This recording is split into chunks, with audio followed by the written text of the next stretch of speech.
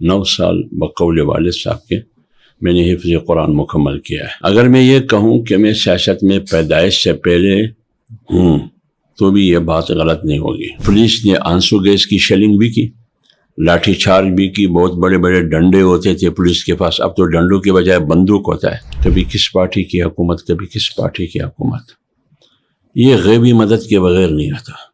ٹھیک ہے، ان کی حکومت ہے۔ اچھا، وہ غیبی مدد بھی خدائی مدد نہیں ہے، سمجھ گیا۔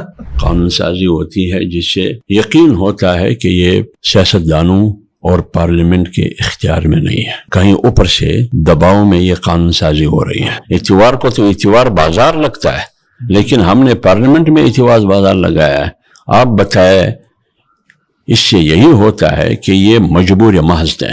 ریت لال کمیٹی کی آئینی کوئی حیثیت نہیں ہے، کیونکہ داندلی داندلی کے نعرے ہمیشہ لگتے ہیں۔ الیکشن میں داندلی ہوئی، الیکشن میں داندلی ہوئی، کس نے کی؟ ہمیشہ انگلی اسٹیبلشمنٹ اور پنڈی کی طرف اٹھتی ہے۔ تو کہنے کا مقصد یہ ہے کہ پارلیمنٹ قانون سازی میں نہ آزاد ہے، نہ خود مختار ہے، نہ سپریم ہے۔ حافظ صاحب، آپ کے نیشنلٹی کا کیا معاملہ تھا؟ پاکستان کی نیشنلٹی بھی آپ کی کینسل کی گئی اور پھر کافی آپ کو تنگ کیا گیا۔ لیکن آپ ایک ملک کو چلاتے ہیں، ایک ایٹمی ملک کو، اور ایک دوسرے کے کاموں میں مداخلت ہو رہی ہے۔ تو جب اس مداخلت کے نتیجے میں ہم نے کہا کہ مداخلت نہیں ہونی چاہیے، اسٹیبلشمنٹ مداخلت نہ کرے۔ جنرل باجوہ صاحب تھے اس زمانے میں، جنرل فیض صاحب تھے، ان کا دورہ تھا۔ تو جب ہم تنقید کرتے تھے آئین کے دائرے میں رہتے ہوئے، قانون اور جمہوری طریقے سے، پارلیمنٹ کے اندر اور پارلیمنٹ کے باہر، تو یہ تنقید ادارے برداشت نہیں کر سکتے۔ جب انہوں نے میرا نمبر کلک کیا تو وہاں لیٹر آیا، ISI کی دفتر سے لیٹر جاری ہوا ہے، اپارا کی دفتر سے، کہ حافظ حمد اللہ نان نیشنل ہے۔ وہ لیٹر لکھا گیا ہے نادرا کو۔ میرا جرم کیا تھا؟ جرم یہ تھا کہ میں بول رہا تھا کہ اسٹیبلشمنٹ سیاست میں مداخلت نہ کرے۔ تو جنرل فیض صاحب بالکل میرے پہلو میں بیٹھے، کرسی ایک یہ جیسے میں بیٹھا ہوں، ایک پہلو میں دوسری کرسی تھی۔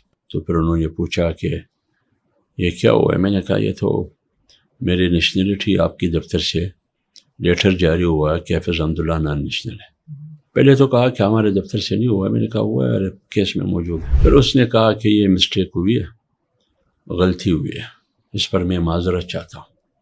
لوگوں کو غدار بھی ڈکلیئر کیا گیا ہے، کیا گیا، ایسے لوگوں کو غدار ڈکلیئر کیا گیا، یعنی فاطمہ جناح کو کیوں انڈین ایجنٹ کہا گیا؟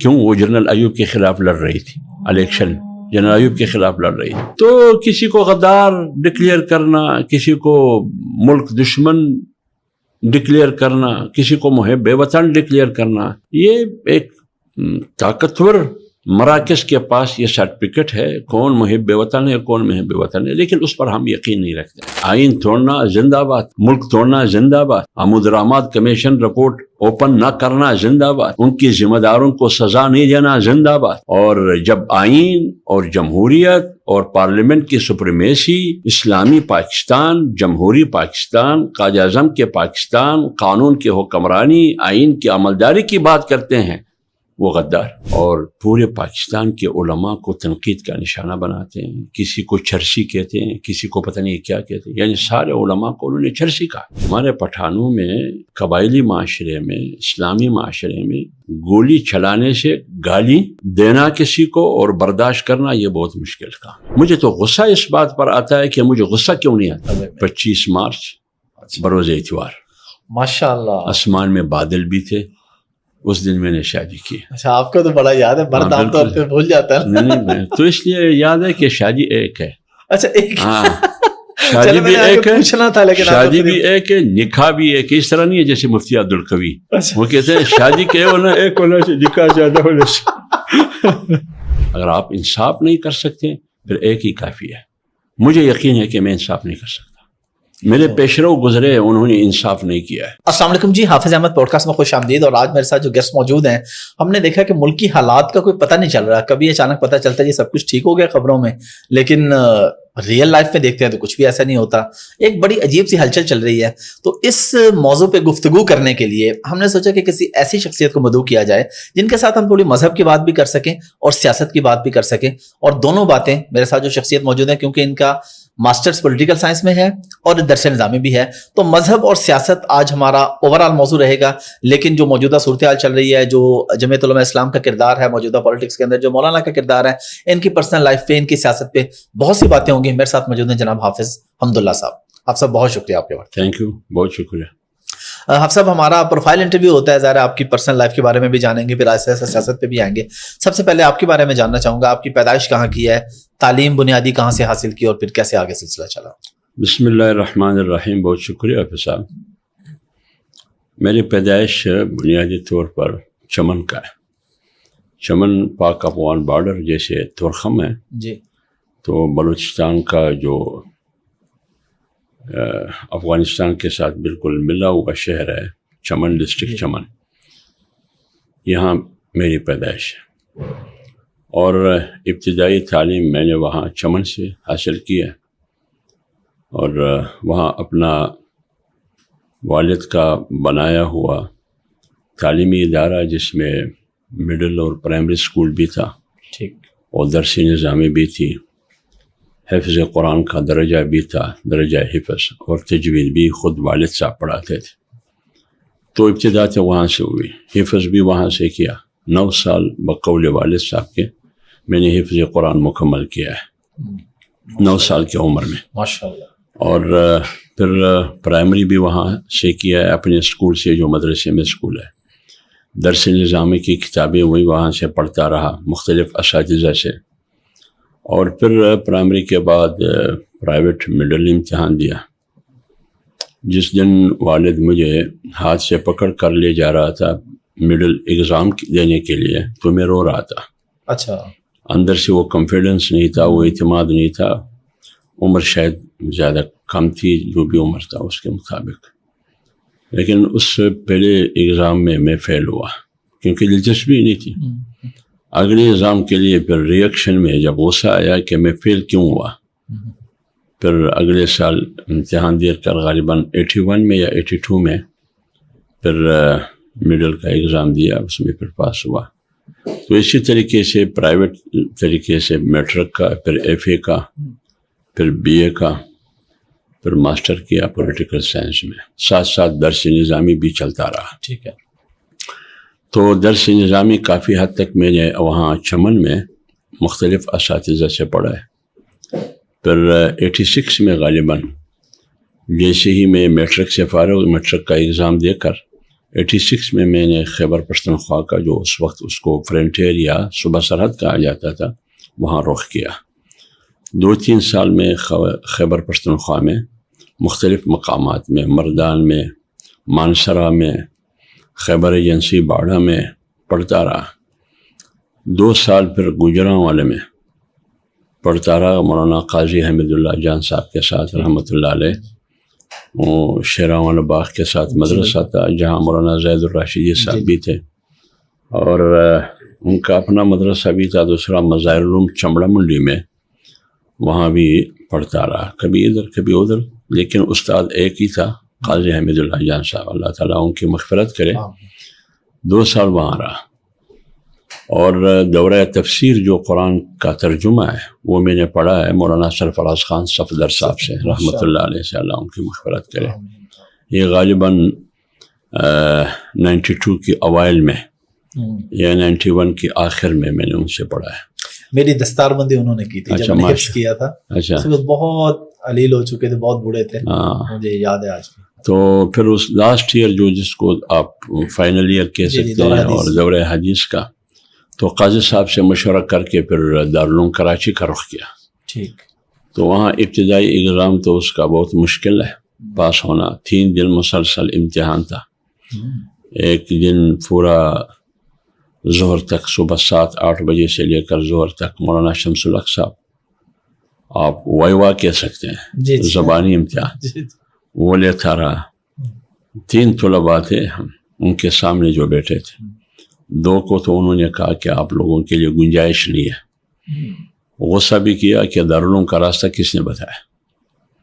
تو ان کو تو جانے دیا. مجھے کہا گیا کہ کل آپ نے مولانا صاحب پلانا کی طرف وہاں جانا ہے. جب وہاں گیا تو انہوں نے وہ ساری کتابیں دورہ حدیث تک جتنی بھی تھی ہر فن کا ایک ایک بک ایک ایک کتاب پڑھا تھا، ایک ایک اٹھا کے کھول کے یہاں سے یہاں تک آپ کے پاس 3 منٹ ہے، کہیں سے بھی کھول دیے، کہیں سے بھی کھول دیں، اسٹڈی کر کے پھر میں نے پوچھنا ہے عبارت، خلاصہ یا ترجمہ، مدعا، دلائل، جو بھی پوچھنا انہوں نے ہوتا کیا پوچھنا ہے۔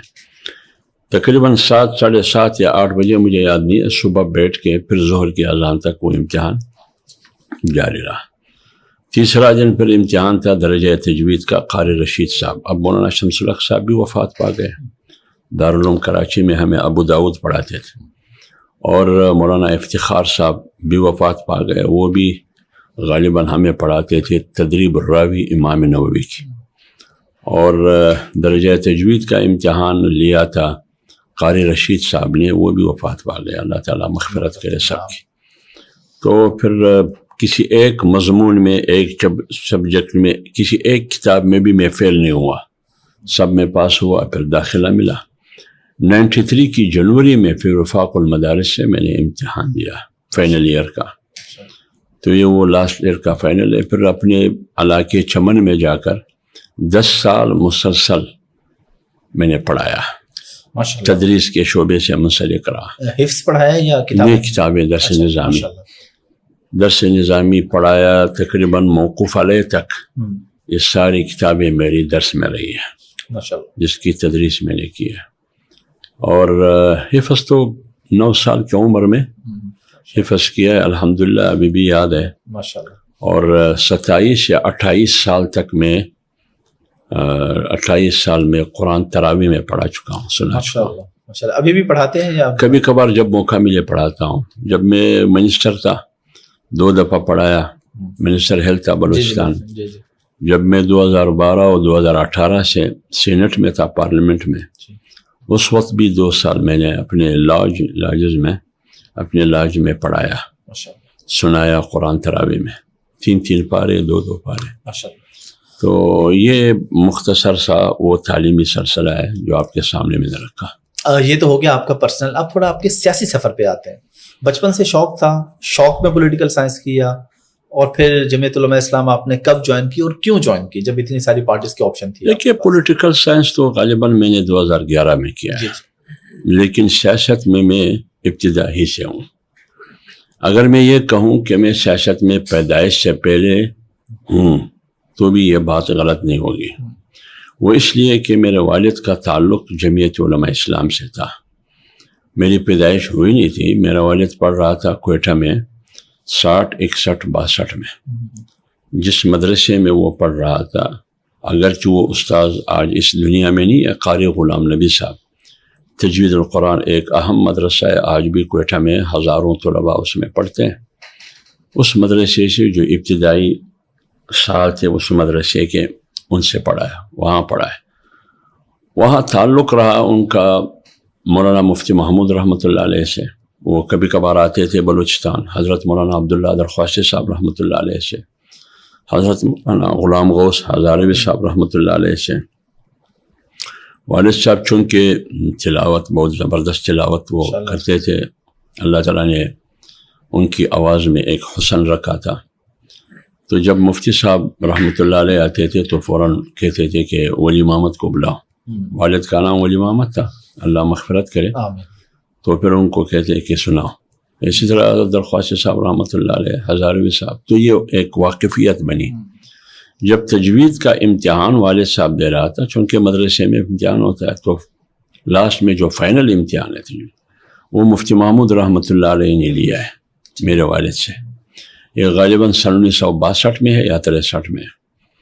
تو آلریڈی پہلے سے وہاں چمن میں والد صاحب نے ایک جگی آپ سمجھے، ایک جھونپڑی سمجھے، اس کے نیچے پڑھا بھی رہا تھا۔ ہفتے میں 4 دن کوئٹہ میں ہوتے تھے، 2-3 دن وہ چمن میں ہوتے تھے۔ تو ادھر اپنی غیر موجودگی میں کسی بڑے طالب علم کو نگران مقرر کیا تھا ان کے آنے تک، تو یہ بھی پڑھتا رہا، کیونکہ انہوں نے بڑے عمر میں سبق شروع کیا، یہ تعلیم اور یہ سلسلہ۔ تو اس وقت سے وابستگی تھی مفتی صاحب سے، حضرت درخواستی صاحب سے، ہزاروی صاحب سے۔ تو جمعیت علماء اسلام سے وابستگی والد صاحب کی اس وقت سے ہے۔ پھر چمن میں لوگ اتفاق نہ کریں میری اس بات سے، لیکن حقیقت یہی ہے کہ چمن میں جب جمعیت علماء اسلام کی بنیاد رکھی گئی تو آپ نے سنا ہوگا حافظ السلامت صاحب کا نام سنا ہوگا، جو ہمارے پارٹی سے ان کا تعلق رہا ہے، کافی ابھی بیمار ہے، اللہ تعالیٰ ان کو صحت دے۔ تو اس کے والد محترم تھے حضرت مولانا عرض محمد صاحب رحمۃ اللہ علیہ، اس کی توسط سے ابتدا میں بنیادی طور پر جمعیت علماء اسلام کی جب بنیاد رکھی گئی، وہ میرے والد کی توسط سے مولانا عرض محمد کے ذریعے ہمارے مدرسے میں وہ جمعیت علماء اسلام کی بنیاد رکھی گئی۔ پہلے علماء کم تھے، جمعیت علماء اسلام سے لوگوں کی وابستگی بہت کم تھی، تو جتنے بھی علماء تھے 5 تھے، 6 تھے، 10 تھے، اس سے زیادہ نہیں تھے، وہ بیٹھ کے انہوں نے ایک تنظیمی ڈھانچہ تحصیل سب تحصیل کی سطح پر وہ تشکیل دی۔ تو اس وقت میری پیدائش بھی نہیں تھی، تو لہٰذا میں ہمیشہ یہ کہتا ہوں کہ میرا تعلق جمعیت علماء اسلام سے پیدائش سے پہلے تھا۔ جب میری پیدائش ہوئی، ہر مسلمان کے گھر میں جب پیدائش ہوتا ہے تو وہاں قرآن آلریڈی موجود ہوتا ہے اور کلمہ سکھایا جاتا ہے، تو ہمارے گھر میں والدین کے ساتھ ساتھ قرآن بھی تھا، لیکن جمعیت کا ایجنڈا بھی میرے گھر پر تھا، تو اس لیے میں پیدائش سے پہلے ہی جماعت میں تھا۔ اور والد صاحب پھر 77 میں جو پینے، آپ نے یاد تو نہیں آپ کا کیونکہ آپ کا عمر تو وہ نہیں ہے، لیکن کتابوں میں پڑھا ہوگا، پاکستان نیشنل الائنس 9 ستارے قومی اتحادی جس کی قیادت مفتی محمود رحمۃ اللہ علیہ کرتے تھے، اس 77 کی تحریک میں تحریک نظام مصطفیٰ جیل برو تحریک شروع ہوئی، اس میں میرے والد صاحب مچ جیل میں قیدی رہے تقریباً 2 ڈھائی یا 3 مہینے۔ تو اس وقت سے جمعیت علماء اسلام سے تعلق ہے، بچپن سے شوق تھا سیاست سے۔ 9 سال 10 سال یا 11 سال کی عمر میں مجھے یاد ہے جلوس میں جا رہا تھا، پولیس نے آنسو گیس کی شیلنگ بھی کی، لاٹھی چارج بھی کی، بہت بڑے بڑے ڈنڈے ہوتے تھے پولیس کے پاس، اب تو ڈنڈوں کے بجائے بندوق ہوتا ہے، اس وقت ڈنڈوں سے بھی مسئلہ حل ہو جاتا تھا۔ ان بڑے بڑے ڈنڈوں کے سرے میں ایسے لوہا ہوتا تھا، تو اس لوہے کے جو ڈنڈے تھے اس سے مجھے کافی مارا پیٹا، تو میرا یہ ہاتھ ٹوٹ گیا۔ 9-10 سال کی عمر؟ 10 سال یا 11 سال بھی مجھے یاد نہیں، میں بچہ تھا۔ تو اس وقت سے تعلق ہے، اور سیاست سے تعلق بھی تھا، شوق بھی تھا، اور مختلف مراحل آئے سیاست میں، اور جمعیت علماء اسلام سے ہی روز اول سے وابستہ ہوں، اور JTI جو ہماری اسٹوڈنٹ لائف کی تنظیم ہے جمعیت علماء اسلام کے زیر سایہ، اس سے وابستہ رہا ہوں۔ اسٹوڈنٹ لائف میں مختلف مقامی سطح پر عہدوں پر رہا ہوں، اور پھر فراغت کے بعد پھر JUI کی پلیٹ فارم سے سیاست شروع کی، غالباً 93 سے، جب میں درس نظامی سے فارغ ہوا، وہ تکمیل ہوئی، پھر وہاں سے شروع کی۔ پھر آگے جا کے 2002 میں اکتوبر 2002 10 اکتوبر کو الیکشن تھا، زمانہ ہے پرویز مشرف کا، MMA تشکیل دی گئی تھی۔ تو بلوچستان میں تو عمومی کا کوئی وجود نہیں ہے دیگر جماعتوں کا، بلوچستان میں صرف اگر ہے تو جمعیت علماء اسلام ہے، مذہبی جماعتوں سے جو اسلامی سیاست اور جمہوری سیاست کرتی ہیں۔ باقی پارٹیاں ہیں وہ کم ہیں، اتنی اسٹرینتھ نہیں ہے ان کا، جو بھی پارٹی MMA میں شامل تھی اس زمانے میں۔ تو 2002 میں پارٹی نے مجھے ٹکٹ دیا، اور علاقے کے لوگوں کی ووٹ سے، جمعیت علماء اسلام کی ساتھیوں کی تعاون اور ہمت سے، اور اللہ تعالیٰ کی مدد اور نصرت سے میں MPA منتخب ہوا۔ پھر اس کے نتیجے میں منسٹر ہیلتھ رہا، 3 سال 4 مہینے غالباً یا 5 مہینے میں منسٹر ہیلتھ رہا۔ پھر چیف جسٹس سے افتخار چودھری صاحب کی فیصلے کے نتیجے میں مجھے ڈی سیٹ کیا گیا۔ اس میں بہت سے ایلیمنٹ تھے، اندرونی ایلیمنٹ بھی تھے، بیرونی بھی تھے، کیونکہ میں بارڈر پر تھا، بہت سی باتیں تھیں، وہ ایسی باتیں جو اس کے لیے وقت تھوڑا سا زیادہ درکار ہے، تو اس میں بہت سی خفیہ ہاتھ بھی اس میں درکار تھا، اور ملک کے اندر اور ملک سے باہر بھی کچھ ہاتھ اس میں تھے کچھ عناصر شامل تھے، تو اس لیے مجھے ڈی سیٹ کیا گیا. تو لہٰذا 2006 مئی 25 مئی تک میں منسٹر ہیلتھ رہا. 25 مئی کو سپریم کورٹ 2006 25 مئی کو غالباً سپریم کورٹ کا فیصلہ آیا، چودھری افتخار نے سنایا، مجھے ڈی سیٹ کیا گیا. پھر پارٹی کے مختلف عہدوں میں رہا ہوں. کوئٹہ ضلع کے امیر بھی رہا ہوں، جمعیت علماء اسلام کے صوبائی ایگزیکٹو کمیٹی کا ممبر رہا ہوں جب مولانا محمد خان شیرانی صاحب امیر تھے بلوچستان کے، اس وقت میں مختلف عہدوں پہ رہا ہوں.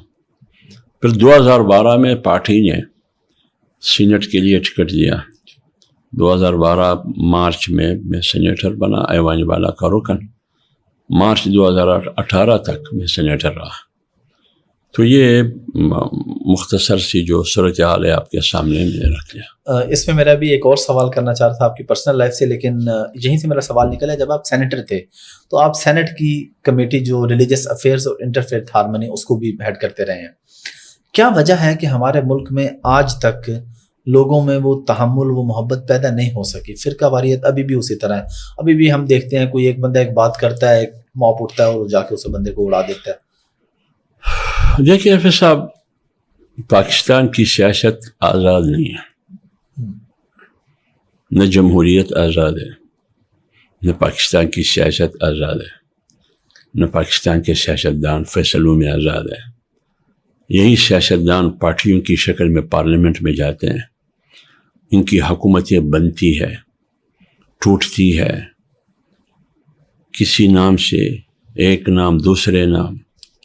وہ آپ کے سامنے بڑی پارٹیوں کا، کبھی کس پارٹی کی حکومت، کبھی کس پارٹی کی حکومت. یہ غیبی مدد کے بغیر نہیں آتا. ٹھیک ہے، ان کی حکومتیں.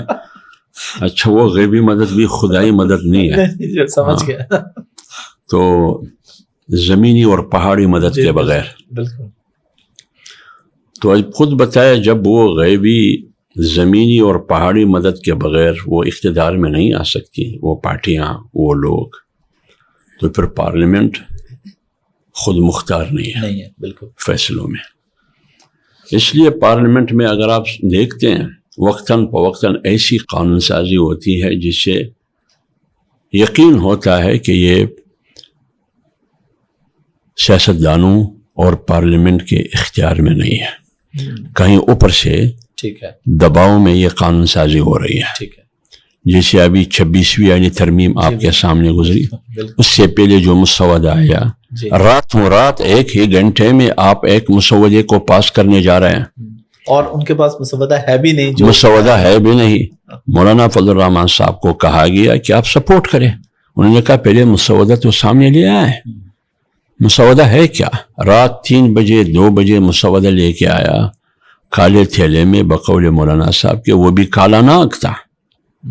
یعنی آپ تقریباً 56 دفعات میں آئین کے اس میں، یعنی 20% آئین میں آپ ترامیم لانا چاہتے ہیں، اور گھنٹوں میں.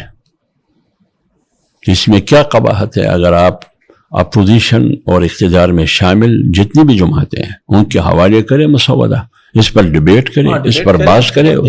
یعنی 18ویں ترمیم پاس کرنے میں 9 مہینے لگے. آپ 20% آئین کا چہرہ مسخ کرنے جا رہے ہیں، اور گھنٹوں وہ بھی اتوار کی رات. اتوار کو تو اتوار بازار لگتا ہے، لیکن ہم نے پارلیمنٹ میں اتوار بازار لگایا ہے. آپ بتائیں، اس سے یہی ہوتا ہے کہ یہ مجبور محض ہیں. راتوں رات انہوں نے ان کو منظور کرنا تھا، پاس کرنا تھا، لیکن جمعیت علماء اسلام نے راستہ روکا. اس 56 آرٹیکلز میں یا دفعات میں جو ترامیم مولانا چاہتے تھے، اس کو گٹھا کر 22% بھی لے کے آیا، جس کی منظوری ہوئی اکثریت پارلیمنٹرین نے بشمول PTI کی.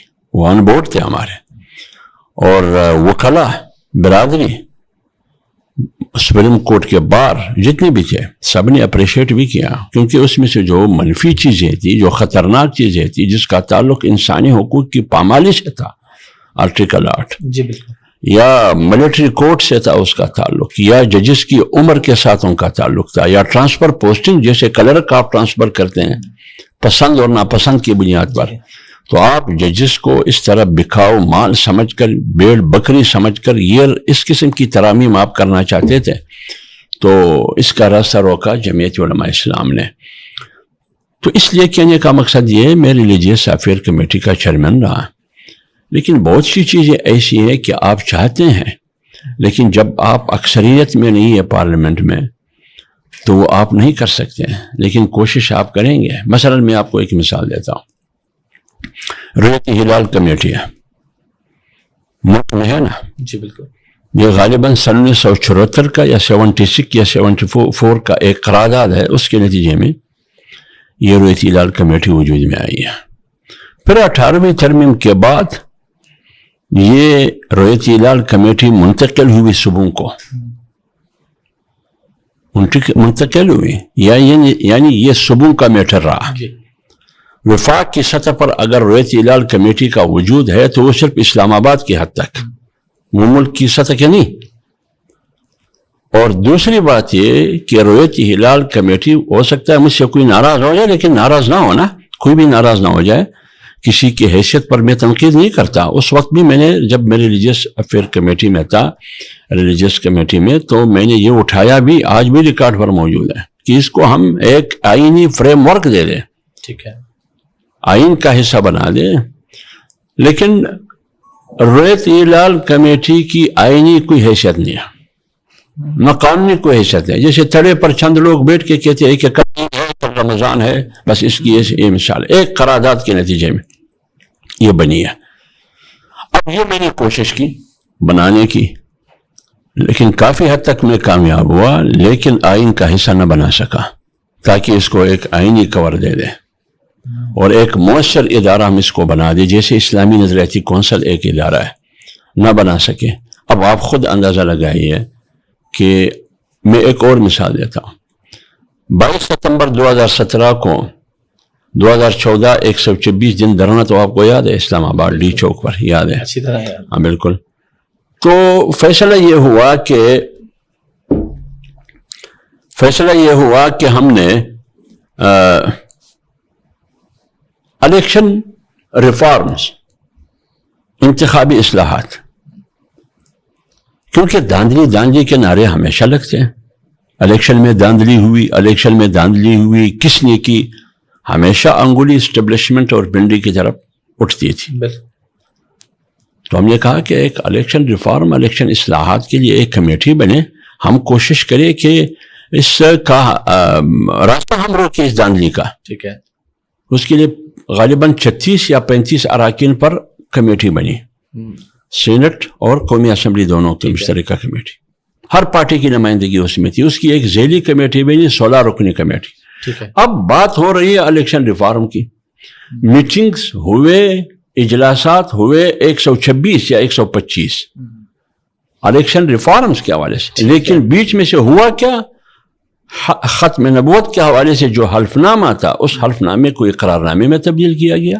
بعد میں جب پتہ چلا تو 7B اور 7B جو اصل کلازز ہے، جو عقیدہ ختم نبوت کے لیے ایک گارنٹر کی حیثیت رکھتا ہے قانون کے میدان میں، اس کو بھی بیچ میں سے نکال دیا تھا۔ آپ کو یاد ہوگا جب خادم رضوی صاحب اسلام آباد آئے تھے، اللہ ان کی مغفرت کرے، تو اس انتخابی اصلاحات کی آڑ میں آپ حلف نامے کو اقرار نامے میں تبدیل کرتے ہیں ختم نبوت کی، اور آپ اس قوانین کو بھی نکال دیتے ہیں۔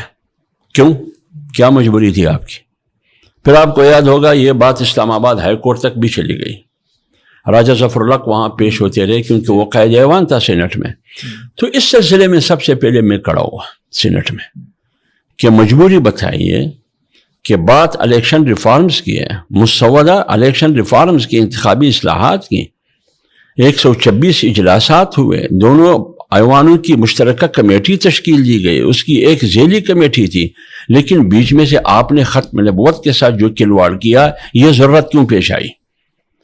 اس پر ووٹنگ ہوئی، چیئرمین سینٹ نے ووٹنگ کی، ٹھیک ہے، کہ حافظ صاحب کی اس ترمیم کے، اس آئینی ترمیم کے ساتھ کون، یعنی ایکٹ میں جو ترمیم لانا چاہتے ہیں حافظ حمداللہ کے ساتھ کون دے رہا ہے، کون سپورٹ کرتا ہے؟ پوری اپوزیشن نے میری مخالفت کی، حکومتی بینچوں پر بیٹھ کے بھی لوگوں نے مخالفت کی. بات ہے ختم نبوت کی. اب آپ بتائیے دباؤ کہاں سے ہے؟ بات کیا تھی؟ بیچ میں سے کیا نکلا؟ میں نے راستہ روکنے کی کوشش کی کہ حلف نامے کو پرانے حالت پر برقرار رکھے، وجوہات بتائے کیوں تبدیلی کی، قوانین میں کیوں تبدیلی کی. لیکن ووٹنگ کے بعد بھی میں نے ایفرٹ کی، میں نے کوشش کی، لیکن میں کامیاب نہ ہو سکا. بعد میں بہت بڑا ہلا گلا ہوا، آپ کو یاد ہے، ہلچل مچ گئی جب یہی چیزیں پھر قومی اسمبلی میں گئی. تو یہ چاہتا ہے انسان، لیکن کبھی کبھار کامیابی بھی ہوتی ہے. جیسے ابھی آپ کو یاد ہے 22 اگست کو سپریم کورٹ میں مبارک ثانی کے حوالے سے جو فیصلہ تھا، سارے علماء گئے، مولانا صاحب وہاں پیش ہوئے 72 سال کی عمر میں. تو کہنے کا مقصد یہ ہے کہ پارلیمنٹ قانون سازی میں نہ آزاد ہے، نہ خود مختار ہے، نہ سپریم ہے. حافظ صاحب آپ کے نیشنلٹی کا کیا معاملہ تھا؟ پاکستان کی نیشنلٹی بھی آپ کی کینسل کی گئی اور پھر کافی آپ کو تنگ کیا گیا. اس بات پہ کتنی حقیقت ہے کہ پھر اس کے بعد آپ سے معذرت بھی کی گئی؟ اگر آپ یہ پلیز کھل کے بتا دیں. بہت بڑی بدقسمتی ہے، میری بدقسمتی ہے یا اس ملک کی بدقسمتی ہے یا اس ملک کی اداروں کی بدقسمتی ہے. آپ کو یاد ہوگا 2018 میں پہلے سے بھی میری ایک ذہنیت، ایک مائنڈ سیٹ جو سیاست میں مداخلت ہوتی رہی ہے. ہمیشہ میں پارلیمنٹ میں بھی بولتا رہا اور اپنی قیادت کی طرف سے کبھی کبھار مجھے نصیحتیں بھی ہوتی تھی کہ آپ پالیسی کے مطابق تقریر کیا کرے، خطاب کیا کرے، جو طریقہ ہوتا ہے جیسے بڑے کا، ایک احترام کے ساتھ. تو ایک ذہن تھا، جو چیزیں ہم دیکھ رہے تھے، جو کچھ ہوتا رہا. اگر آپ نہ بولے بھی کبھی تو بولنا پڑتا ہے. وہ قرآن میں آتا ہے لہم قلوب لا یفقہون بہا ولہم اعین لا یبصرون بہا ولہم آذان لا یسمعون بہا. یہ زبان ہم ملائیں گے جن کے سینوں میں دل ہے لیکن سمجھنے کی کوشش نہیں کرتے، جاننے کی کوشش نہیں کرتے، سوچتے نہیں ہیں کہ منفی کیا ہے، مثبت کیا ہے، کیا اچھائی ہے، کیا برائی ہے، کیا نقصان دہ ہے، کیا نقصان دہ نہیں ہے، قوم کے لیے، ملک کے لیے، اپنے معاشرے کے لیے. ہم جیسے لوگوں کی ذمہ داری ہوتی ہے. جب آپ کے سینے میں دل مر جائے، لہم قلوب لا یفقہون، سوچنے کا وہ طاقت، قوت سلب کیا جائے اور جان بوجھ کر، حالانکہ اس میں ہے وہ سب کچھ یوٹیلائز کر سکتے ہیں آپ. وَلَهُمْ أَعْيُنٌ لَا يُبْصِرُونَ بِهَا، آنکھیں ہیں، آپ دیکھ سکتے ہیں اسے، لیکن آپ حق اور باطل کی تمیز نہیں کرتے ہیں، جھوٹ اور سچ کی تمیز نہیں کرتے ہیں، دیکھتے نہیں ہیں کہ حقائق کیا ہے. وَلَهُمْ آذَانٌ لَا يَسْمَعُونَ بِهَا، کان ہے، آپ سن سکتے ہیں لیکن آپ سنتے نہیں ہیں. اللہ نے کیا کہا؟ اولئک کالانعام، یہ گدے ہیں، گدے، یہ حیوان ہے، چارپائی ہے. بل ہم اضل، یہ گدوں سے بھی پتہ نہیں کتنا گنا آگے بڑھ چکے ہیں. اب اس کو سامنے رکھ کر کیا ہمیں خاموش رہنا چاہیے؟ نہیں، بولنا چاہیے. بالکل. تو میں جب 25 جولائی 18 کا الیکشن ہوا، پارٹی کی پالیسی آئی، پھر پی ڈی ایم بنی، میں پی ڈی ایم کا ترجمان بنا، تو 26 نکات تھے پی ڈی ایم کے. اس میں سب سے بنیادی اور ابتدائی نقطہ یہ تھا کہ اسٹیبلشمنٹ سیاست میں مداخلت نہ کرے، ٹھیک ہے، سیاست سے دور رہے، الیکشن میں مداخلت نہ کرے. یہ ہمارے بیانیے کا ابتدائیہ تھا. ٹھیک ہے. ساری برائیاں اس وجہ سے کیونکہ آئین کے اندر میرے اختیارات بھی معلوم ہے، سیاست کا، ایگزیکٹو کا، مقننہ کا، جوڈیشری کا، الیکشن کمیشن کا، اسٹیبلشمنٹ کا، سب کے اختیارات معلوم ہیں. تو لہٰذا آئین کے دائرے میں رہ کر ہر ایک اپنی ذمہ داری پوری کر لے، ایک دوسرے کے کام میں ٹانگ اڑائی نہ کرے، اس سے نقصان ہوگا. میں اور آپ سامنے ہیں، اگر آپ کے کام میں مداخلت کروں تو خراب ہوگا، گڑبڑ آئے گا یا نہیں آئے گا؟ بالکل آئے گا. آپ کے کام میں میں کروں، کسی کے بھی کام میں کوئی تیسرا بھائی بھائی کے کام میں مداخلت نہیں کر سکتا، بھائی بھائی کے کمرے میں بغیر اجازت نہیں جا سکتا، بھائی بھابھی کے کمرے میں بغیر اجازت نہیں جا سکتا، اپنے گھر میں جاتے ہوئے بغیر اجازت نہیں جا سکتے. لیکن آپ ایک ملک کو چلاتے ہیں، ایک ایٹمی ملک کو، اور ایک دوسرے کے کاموں میں مداخلت ہو رہی ہے. تو جب اس مداخلت کے نتیجے میں ہم نے کہا کہ مداخلت نہیں ہونی چاہیے، اسٹیبلشمنٹ مداخلت نہ کرے. جنرل باجوہ صاحب تھے اس زمانے میں، جنرل فیض صاحب تھے، ان کا دورہ تھا. تمہیں جب پارٹی کا ایک بولنے والا آدمی سمجھتے ہیں، ایک ورکر کی حیثیت سے پارٹی کا ایک بیانیہ تھا، تو اسی بیانیہ کو ساتھ دے کے بے چلتا تھا. ٹھیک ہے. آپ کی شو میں، دوسرے کے شو میں، میڈیا پر، میڈیا سے بغیر، جلسوں میں. تو جب ہم تنقید کرتے تھے آئین کے دائرے میں رہتے ہوئے، قانون اور جمہوری طریقے سے، پارلیمنٹ کے اندر اور پارلیمنٹ کے باہر، تو یہ تنقید ادارے برداشت نہیں کر سکتے تھے. تو پھر ہوا کیا؟ ہوا یہ کہ بچوں کو پارلیمنٹ بھجوایا. میں کوئٹہ میں تھا. ان کی والدہ کی وہ شناختی کارڈ کا وہ جو اپنا ٹائم پیریڈ ہوتا ہے 5 سال کا 10 سال کا، وہ گزر کے پھر اس کی رینیول کرنا ہے، اس کے لیے بھجوایا، تجدید کے لیے. جب انہوں نے میرا نمبر کلک کیا تو وہاں لیٹر آیا، ISI کی دفتر سے لیٹر جاری ہوا ہے، اپارا کی دفتر سے، کہ حافظ حمد اللہ نان نیشنل ہے. اور لیٹر لکھا گیا ہے نادرا کو. اور یہ نان نیشنل اس سے پہلے سینیٹر بھی رہ چکے ہیں اور منسٹر بھی رہ چکے ہیں. میں سینیٹر بھی رہ چکا تھا، میں منسٹر بھی رہ چکا تھا، اور میرا بیٹا کاکول اکیڈمی میں بھی تھا، PMA میں. اوکے. پاکستان ملٹری اکیڈمی میں. جی جی. 1 سال ان کا ہوا تھا. کتنی سخت ویریفیکیشن ہوتا ہے اس کا. میں خود تنگ آ گیا جب وہ یہ چیز دے دے، وہ چیز دے دے. کبھی میرے گھر پر ISI کے ذمہ دار آئے تھے، کبھی MI کے ذمہ دار آتے تھے، کبھی IB کے آتے تھے، کبھی کس کے آتے تھے کہ یہ چیز دے دے. یہ یعنی وہ ویریفیکیشن کرتے تھے، ان کی ذمہ داری تھی. لیکن میں تنگ آ گیا. لیکن پھر بھی اس کے بعد وہ ادھر PMA میں گئے. 1 سال پورے ہونے کے بعد کہا گیا کہ آپ پاکستانی نیشنل نہیں ہیں، پاکستانی شہری نہیں ہیں. تو بات یہاں تھی کہ جب وہ لیٹر دکھایا گیا کہ بیٹے نے مجھے فون کیا، میں کوئٹہ میں تھا، کہ یہ صورتحال ہے. میں نے کہا بس ٹھیک ہے، آپ لوگ جائیں، پریشان نہ ہو. تو نادرا کو لیٹر لکھا گیا تھا اپارے سے، ISI نے لکھا تھا.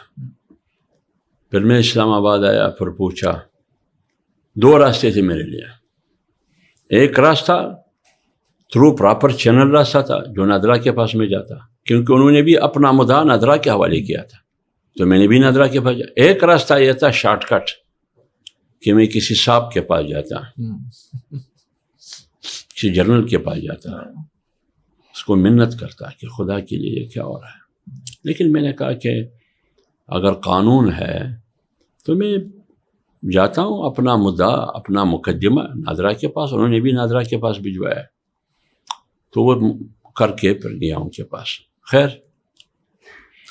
جب یہ کیس بلوچستان سے بلوچستان والوں نے ویریفائڈ کیا، ٹھیک ہے، اس لیٹر سے انہوں نے اتفاق نہیں کیا. ٹھیک ہے. مجھے جانتے ہیں لوگ، چمن میں بھی جانتے ہیں، سارے لوگ جانتے ہیں. جو میری پیدائش ہوئی، جس شخص نے میرے پیدائش پر، آپ کو پتہ ہے، آپ کے ہاں بھی ہوگا، جب بیٹے کی پیدائش ہوتی ہے، آپ کا بھی بیٹا ہوا ہے، مبارک ہو آپ کو، اللہ ان کو زندگی دے. آمین آمین. تو ہمارے ہاں خوشی کے لیے فائرنگ ہوتی ہے. جی. تو جس شخص نے میری پیدائش پر فائرنگ کی تھی بندوق سے، وہ بھی زندہ تھا. اچھا. ہاں، انہوں نے ویڈیو بھی ریکارڈ کی کہ یہ تو اس کی پیدائش ہوئی، اس کی خوشی پر فائرنگ میں نے کی. اور یہاں تک کہا کہ جس بندوق سے میں نے فائرنگ کی، اس بندوق کی ایک بلٹ کی قیمت 32 روپے یا 35 روپے، اور دمبے کی قیمت 30 روپے. اچھا، اس وقت پہ، اس وقت یعنی بلٹ کی قیمت دمبے کی قیمت سے زیادہ تھی. تو اب انہوں نے کہا کہ آپ یہاں کے نہیں ہیں. میرا جرم کیا تھا؟ جرم یہ تھا کہ میں بول رہا تھا کہ اسٹیبلشمنٹ سیاست میں مداخلت نہ کرے. جب یہ پتہ مجھے چلا تو پھر وہ جو ریکوائرمنٹ تھی وہ سلسلہ کر کے بلوچستان سے ویریفائڈ ہو کر اسلام آباد بھجوایا گیا. اسلام آباد میں ایک برگیڈیئر تھا، برگیڈیئر نصر، اس کے گواہ موجود ہے. انہوں نے میرے ہاتھوں کو بھی چھوما اور مجھ سے معافی بھی مانگا کہ آپ صاحب زیادتی ہو رہی ہے، لیکن میں کوشش کرتا ہوں کہ اس کا کوئی ایسا حل نکالے. لیکن اس بیچارے نے شاید کوشش کی، ادھر بھی پیغام دیا ہوگا ادھر. اور مجھے باتوں میں کبھی کبھار کہتے بھی تھے کہ آپ اپارہ سے ذرا ملے. میں نے کہا میرا کام اپارے سے ہے نہیں. انہوں نے بھی مقدمہ آپ کے حوالے کیا ہے، میں بھی آپ کے پاس آیا ہوں، آپ فیصلہ کریں. میں یہاں کا نیشنل ہوں، یعنی جو بھی فیصلہ آپ نے کرنا ہے میرٹ پر فیصلہ کریں. 2 لیٹر انہوں نے نادرا نے بھجوائے اپارے کو کہ ہم نے ویریفائڈ نہیں بلکہ ری ویریفائڈ کیا ہے تھرو پراپر چینل بھی اور ان آفیشیلی چینل بھی. ٹھیک ہے. لیکن بات ایسی نہیں ہے، لیکن بات نہیں مانی گئی. پھر 26 یا 27 اکتوبر 2019 کو میڈیا پر خبر چلی کہ حافظ حمداللہ کو نان نیشنل ڈکلیئر کیا گیا. آج کے بعد حافظ حمداللہ ہر چینل پر بند، کوئی بھی چینل حافظ حمداللہ کو مت بلائے. تو پابندی بھی لگائی پیمرا کے ذریعے اور نان نیشنل بھی ڈکلیئر کیا گیا اور 15 دن کا نوٹس دیا کہ پاکستان چھوڑ کے آپ چلے جائیں. تو پھر میں نے اپنے وکلاء کے ذریعے اسلام آباد ہائی کورٹ میں اپیل دائر کی نادرا کے فیصلے کے خلاف. اس وقت چیف جسٹس تھے اطہر من اللہ تعالیٰ ان کو عزت دے. انہوں نے لاج رکھا، قانون میرٹ پر فیصلہ دیا. انہوں نے مجھے ریسٹور کیا 24 گھنٹے پہ 48 گھنٹے. اچھا. اور نادرا سے کہا گیا کہ لاؤ کس قانون کے تحت حافظ حمداللہ کو آپ نے نان نیشنل ڈکلیئر کیا ہے. نادرا کے پاس کوئی دلیل نہیں تھا. ایک بات تھی کہ سیکورٹی ادارے کہتے ہیں. تو میں تو نہیں گیا ہوں، میرے وکلاء تھے. تو انہوں نے پوچھا عدالت نے کہ اگر کل سیکورٹی اداروں نے کہا کہ اطہر من اللہ نان نیشنل ہے تو آپ کی ذمہ داری یہ ہے کہ قانون کو فالو کرے یا سیکورٹی اداروں کو فالو کرے. ان کا قانون. تو جب قانون تو پھر لاؤ قانون. کس قانون کے تحت حافظ حمداللہ نان نیشنل؟ ان کے پاس کچھ بھی نہیں تھا. تو لہٰذا پھر سال کے بعد یا 1.5 سال کے بعد، مجھے یاد نہیں ہے، فائنل فیصلہ جسٹس اطہر من اللہ اسلام آباد ہائی کورٹ نے دیا. پھر یہاں تک بات آئی. پھر انہوں نے اپیل کی ہے سپریم کورٹ میں، اور جب ان سے بات ہوئی کہ تھے ہمیں آپ سے کوئی وہ نہیں ہے اور وہ ایک مسٹیک ہوا. تو جب اسلام آباد ہائی کورٹ نے مجھے بحال کیا، ریسٹور کیا، تو پھر فون آنا شروع ہوا.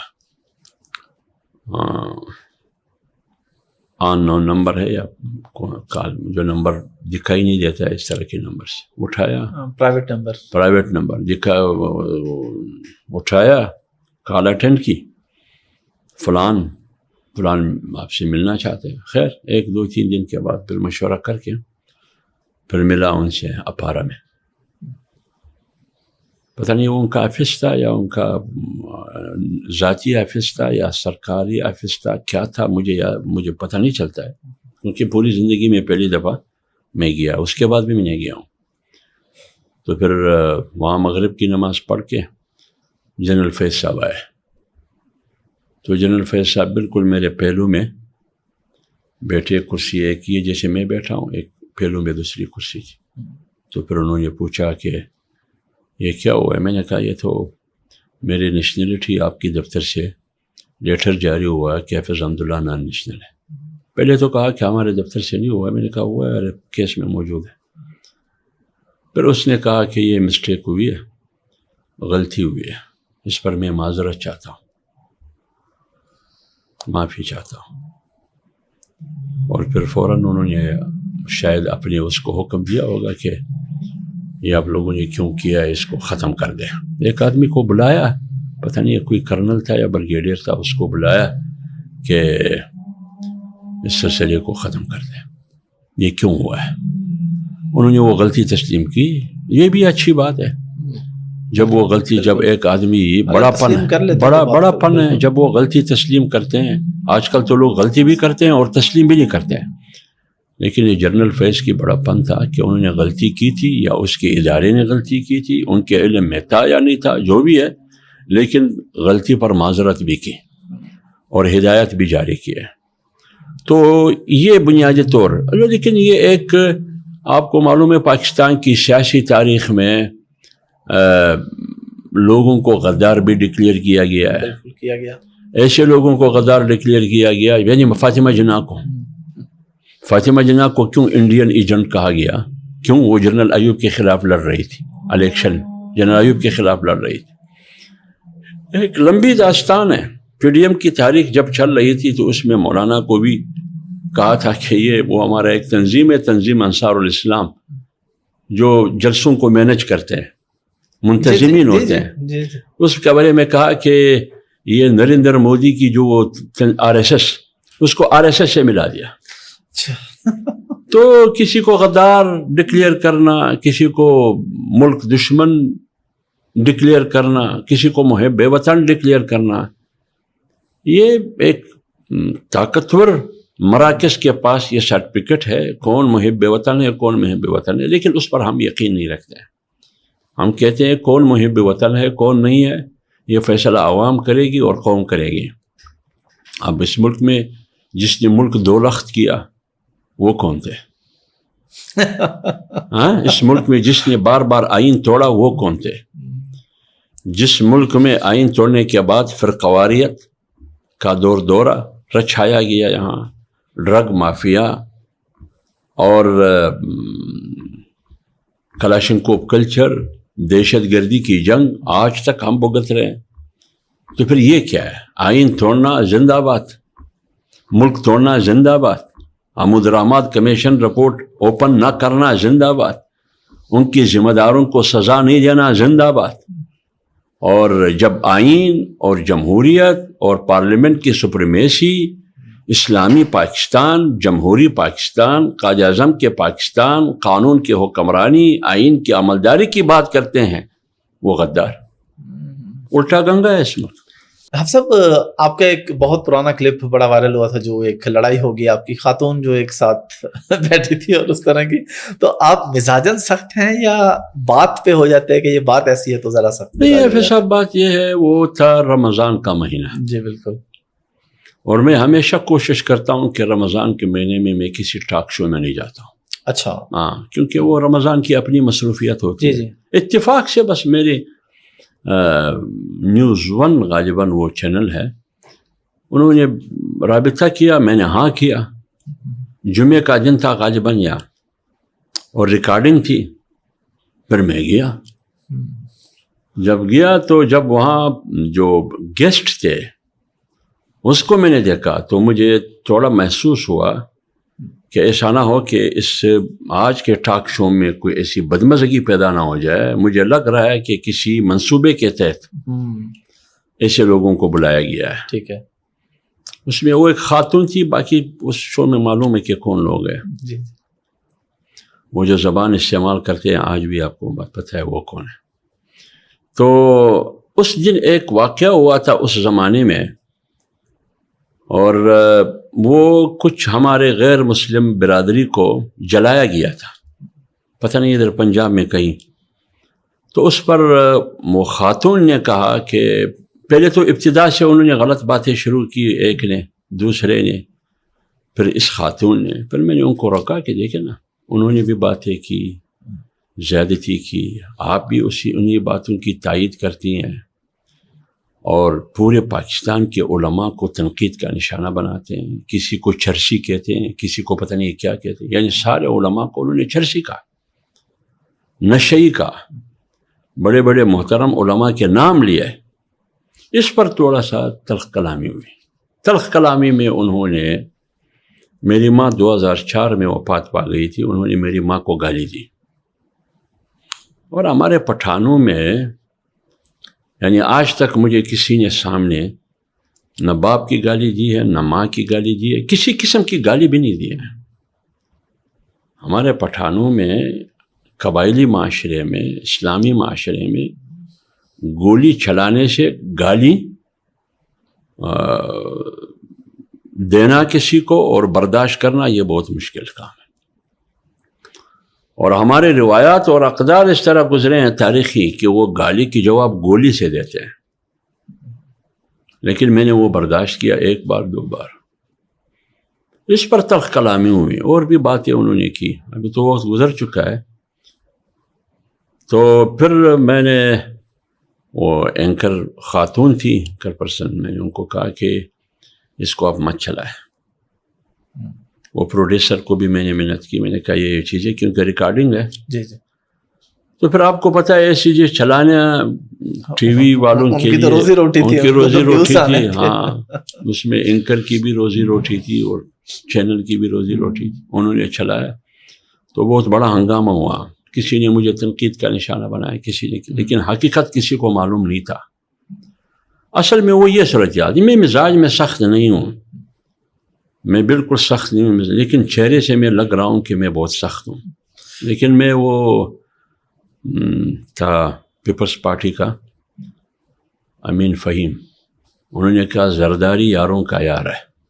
ان کو وزیر اعظم نہیں بنایا گیا تھا، حالانکہ اعلان ہوا تھا جب بے نظیر شہید ہوئے. جی جی بالکل کہ ہمارا وزیر اعظم امین فہیم ہوگا.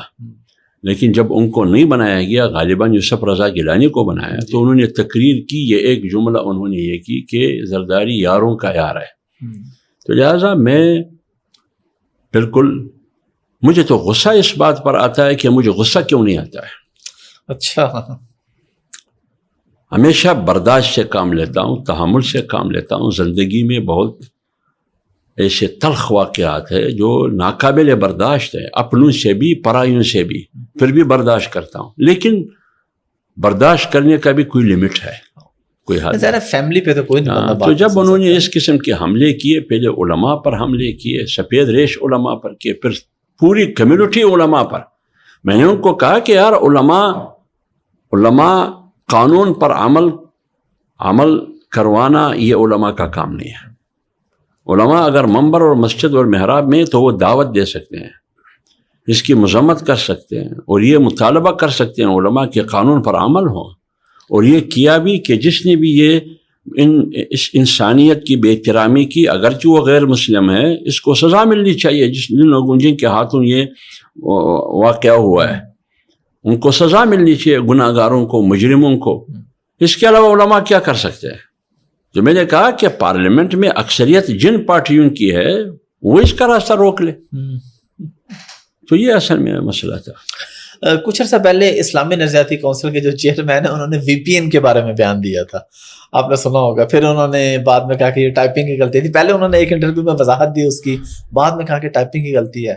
آپ کیا سمجھتے ہیں کہ علماء کو یہ چیزیں زیب دیتی ہیں کہ وہ اس طرح کی باتیں کریں، اور پھر عوام پہلے دین سے دور ہے، ایسی باتیں سن کے عوام کہتی ہے اچھا اگر مولوی ایسے ہیں پھر ہم تو جو مرضی کریں؟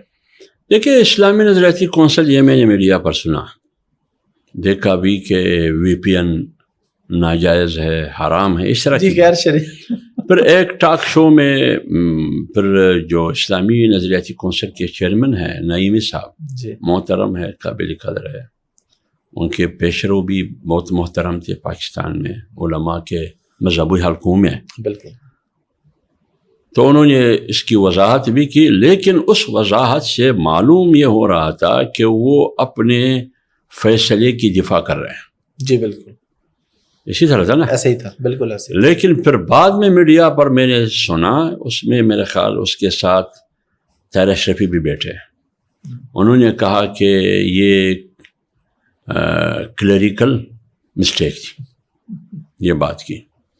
جہاں تک اصل سوال ہے، وی پی این حرام ہے. ہر چیز کا تعلق استعمال سے.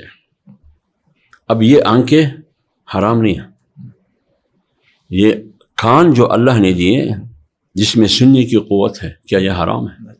لیکن جب آپ استعمال غلط کرتے ہیں پھر تو استعمال غلط ہے. کان کا کیا جرم ہے؟ استعمال غلط ہے.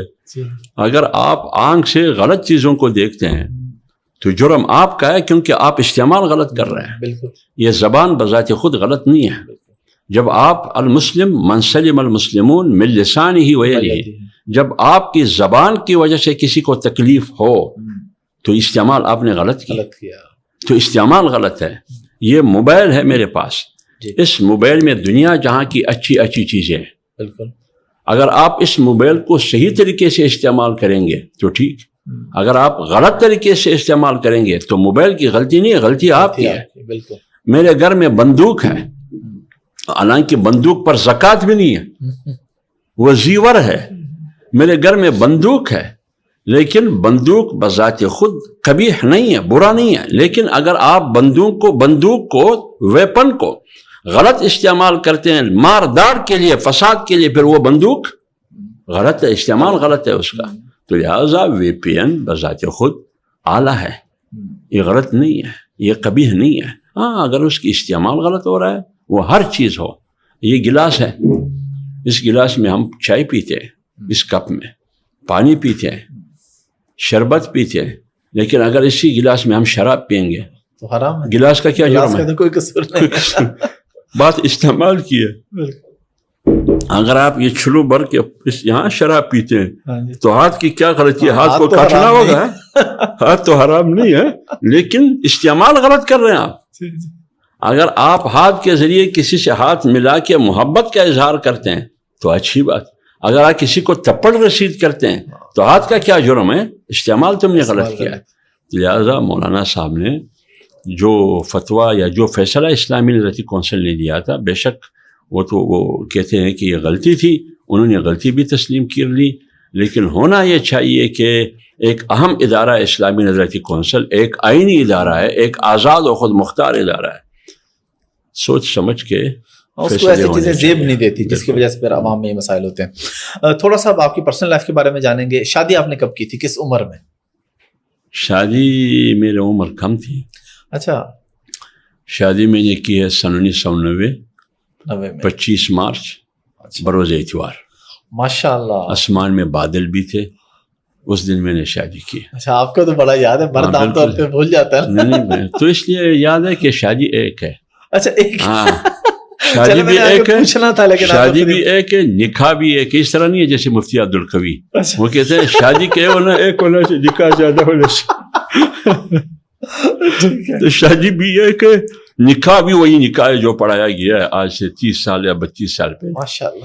تو شادی ایک ہے الحمدللہ.